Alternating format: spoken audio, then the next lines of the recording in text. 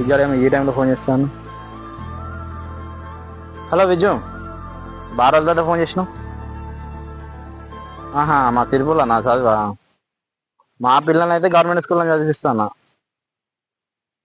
ఎందుకంటే వాళ్ళు గవర్నమెంట్లో చదువుకున్న వాళ్ళు లేదా పీజీలు చేసిన వాళ్ళు ఉంటారు కాబట్టి చదివిస్తాను. ఈ ప్రైవేట్లో ఏందన్న, ప్రైవేట్లో చదువుకున్న వాళ్ళు 10th ఫెయిల్ అయిన వాళ్ళు కూడా వచ్చి జాబ్లో పెట్టి చెప్తారు చదువు.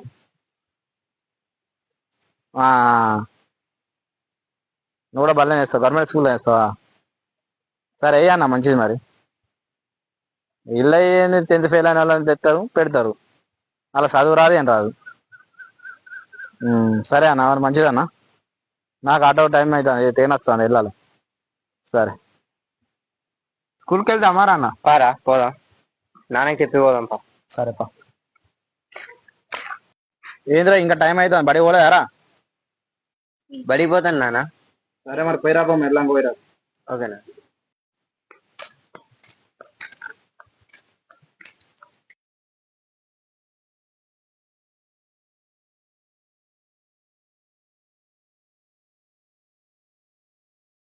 తెలియో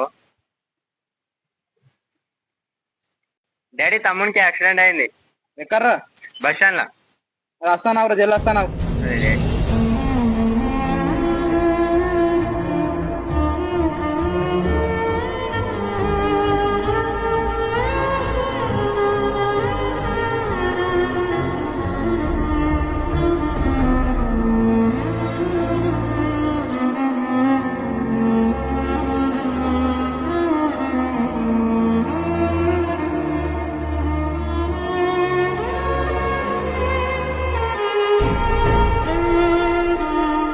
ఇప్పుడు రేవంత్ రెడ్డి ఫ్రీ బస్సులు వేసిన కదా ఆటోల కోసం, దాన్ని ఏంటంటే ఇప్పుడు గవర్నమెంట్ స్కూల్కి వేస్తే బాగుంటుంది అనుకుంటున్నాం మేమైతే.